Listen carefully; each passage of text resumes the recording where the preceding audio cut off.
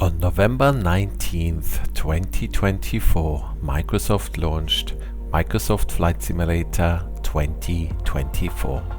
I don't know about you, but I was super excited. I had a positive feel about the whole thing. We had been given a lot of insight before the launch, some amazing footage, very cool behind the scenes stuff, and I was really looking forward to the new sim.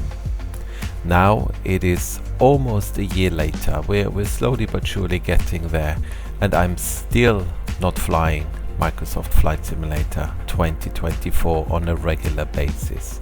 I have it installed, I use it once in a while, but the switch from 2020 to 2024 right now for me is unthinkable. And today I want to explain why, and why I hope that maybe within the next 12 months I will finally be able to switch to the new sim. Now, before we get started, I think it is fair to give you my system specs, which you can see here. And as you can see, it's not exactly the latest and greatest system I have. But I also want to point out that I'm playing many games, not just Microsoft Flight Simulator, many of which are quite graphics intense. And to be honest with you, the vast majority of games run really well even on high settings on this system. Even Microsoft Flight Simulator 2020 actually runs really well on this system with fairly high settings. The only piece of software I own on my PC that does not run well is Microsoft Flight Simulator 2024. And that tells me that maybe the problem is more with the software and not with my hardware. But just to be fair, I thought I'll point this out. My system is considered a bit older, and of course that means I will have to accept some compromises when it comes to graphics settings, and that's not a problem for me. But considering how many other games run absolutely fine, I would expect at least an acceptable performance with this system in Microsoft Flight Simulator 2024. And that brings me to the first and probably biggest problem I have with this sim, and that is performance. And we're not just talking FPS, we're just talking general stability. As you know, I run a YouTube channel, small one, where we just look at technical details of aircraft, and in order to create a video I often have to, restart the aircraft, go back to the runway, do some takeoffs and landings, etc. None of these things seem to bother 2020. I can do that quite some time before it finally gives up. 2024 is not like that at all. It gives me a maximum of 2 takeoffs in a row, and then that's it. It freezes up. So since it takes quite a long time for the sim to start up, there's already a time element and a bit of an annoyance I have with this sim, because it's just not as stable. But there's more to it than that. So I want to take off with the default A330 London Heathrow. I would like to take off on runway 09 left. So let's select that. We leave everything as it is. I press start, and now we wait for it to load.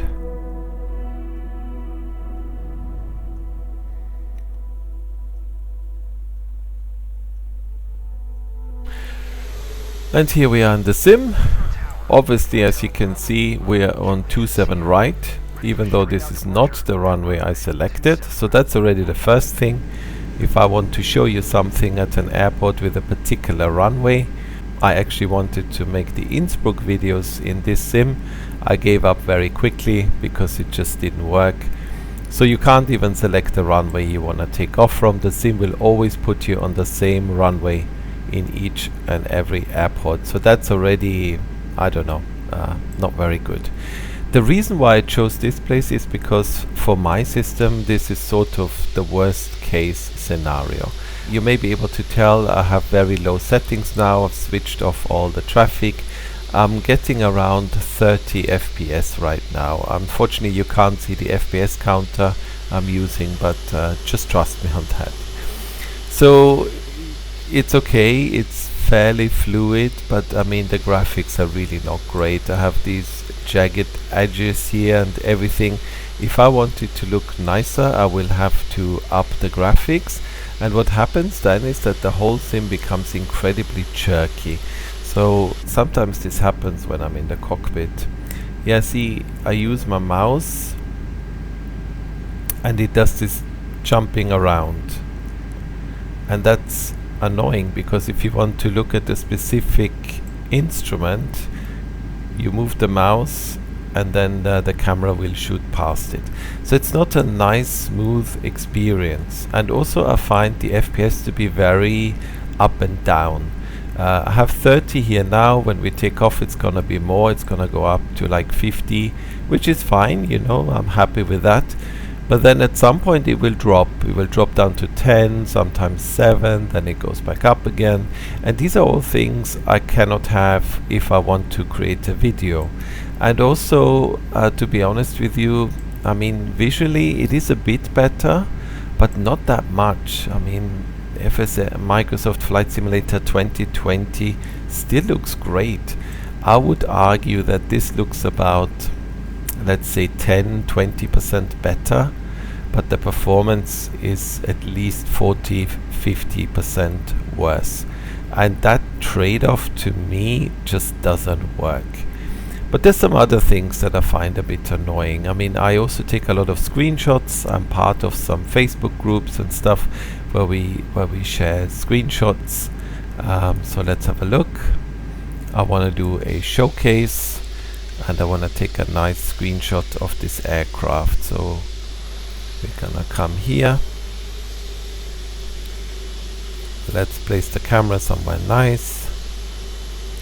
And yeah, so let's first of all zoom in. And then one thing I always play around with is the focus mode, which, as you can see, doesn't actually work. So if I go to manual and move the slider, nothing happens.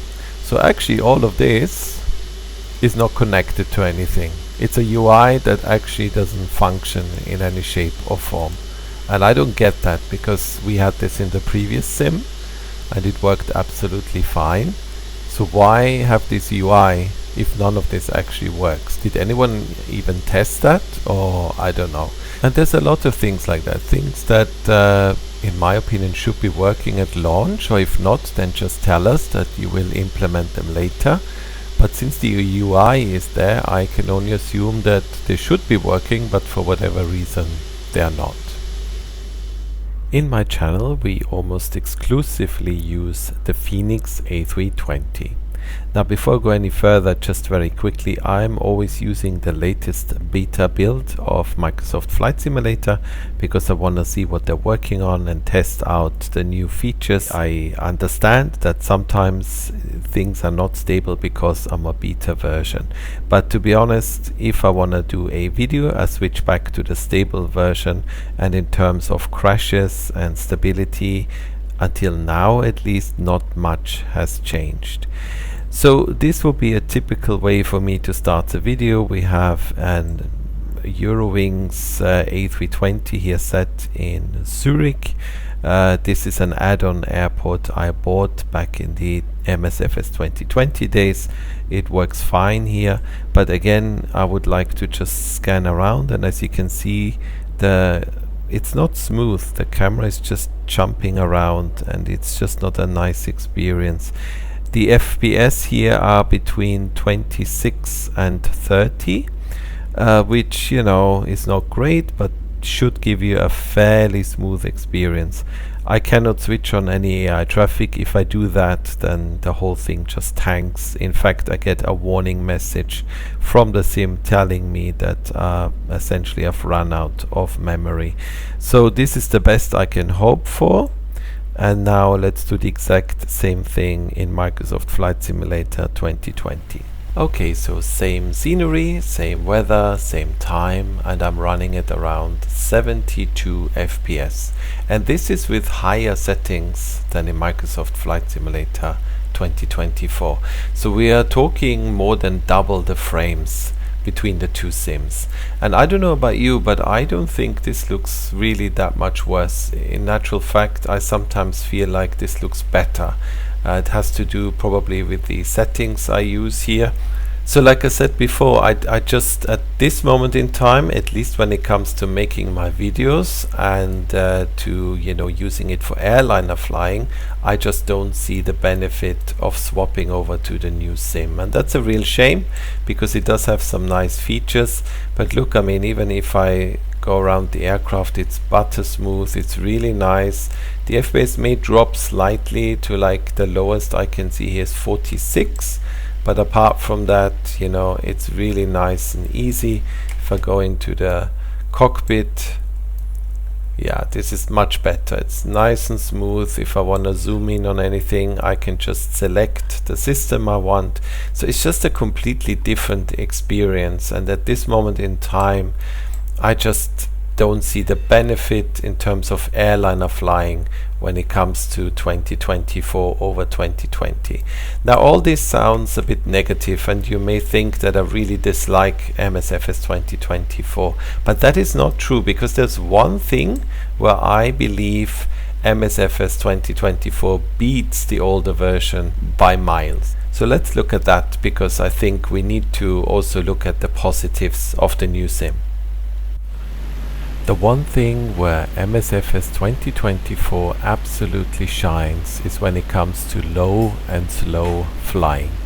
And I do think we can all agree that this is where this sim is way beyond anything we have had in 2020. All the improvements they have made to terrain, texturing and all the texture resolutions essentially give us a real sense of depth and of realism when it comes to flying here in these beautiful areas of the world. So I'm here in Iceland, I'm just fooling around in a Cessna 172, just having a good time. So if this is your kind of flying, if you enjoy bush flying, if you enjoy general aviation or helicopters, then I do think this is the sim you should be using. I do think this is the sim that will give you all the pleasure, if you want, that you can expect, and it will be much better than MSFS 2020. So for me personally, what has happened is, if I want to just fool around, maybe fly an F-18 through the Grand Canyon or do stuff like that, I do come into MSFS 2024. But for any what I consider serious flying, so when I want to fly a Phoenix A320 from A to B, or maybe, I don't know, a 350 or a 380 or something like that. I also have some PMDG aircraft like the 777. All that stuff, I would never dream of coming into this sim. It's just not stable enough. There's too many things that are still, they still feel like work in progress. So I have both sims installed, and at this moment in time they have two different roles, if you want. One is more the fun sim, where I can enjoy scenery when I do flying like this, and the other one is more like the serious simming side, when it's all about procedures and detailed aircraft. And I mean, let's be honest, when you fly airliners, scenery like this is not that relevant. You spend the vast majority of your time cruising at flight level 390 or 350 or whatever. And as beautiful as this is here, it's not really relevant. Other things become more relevant, such as stability, FPS stability, not constant crashes to desktop, and fluidity and all that stuff. So MSFS 2024 is still on my hard drive, and this is the reason why, because I think it's a very beautiful sim and it has sort of its place. But my hope was that it would eventually completely replace my old sim, and that just hasn't happened yet. And I do think we're still a long way off from that, to be honest with you. So I'm just hoping that over time Microsoft and Asobo will get these things ironed out. Now there's one other thing that I'm looking at right now. I'm not a hardware guy, I'm more a software person. I don't know much about hardware. I try to keep on top of things, and but you know, it's an area I don't know that much about, and I just have to trust the judgment of others. So my thinking is, I currently, as you've seen, have a 3080 card and 32 GB of RAM. So by the end of the year, my plan is to replace the GPU with a 5070 Ti and double the RAM. And I hope that this will help with stability and fluidity.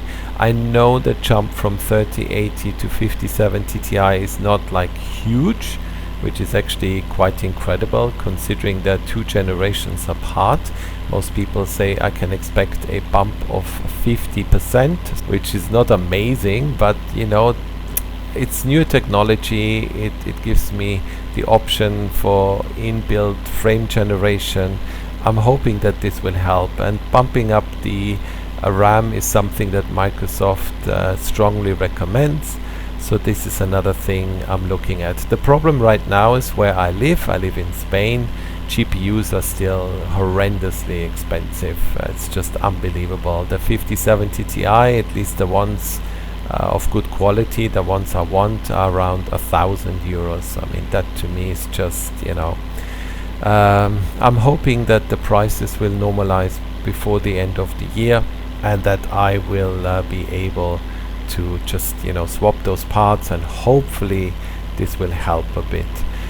Some people may ask, what about the CPU? I know Microsoft Flight Simulator is very CPU heavy, but to be honest with you, I've looked at some reviews, and the CPU I have compared to the latest and greatest right now is not that far off in terms of performance. I mean, they are better, no doubt about it, but considering how much money I would have to spend, I just cannot justify that for an increase in just, you know, a few FPS and a bit more performance. So my first step is going to be to increase the RAM. I'm gonna see what that does, because it's the cheapest option, and then hopefully the prices will come down, and I'm gonna try and see if I can get a 5070 Ti. It's worth noting that this is purely done for this simulator. Like I said, all other games I have run absolutely fine. If I wouldn't own Microsoft Flight Simulator 2024, I wouldn't even consider this, because it's just not necessary. So this again tells me something about the optimization or lack of this particular piece of software.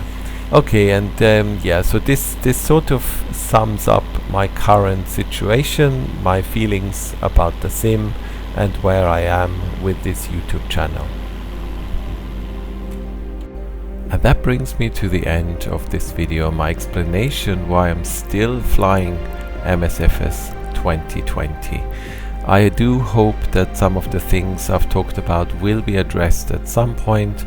I do hope that the upgrade of my hardware will address some of these things, but if you are a regular on this channel, just be aware that going forward we will still be using MSFS 2020, and for the reasons I've just explained, I do think that's actually the better choice.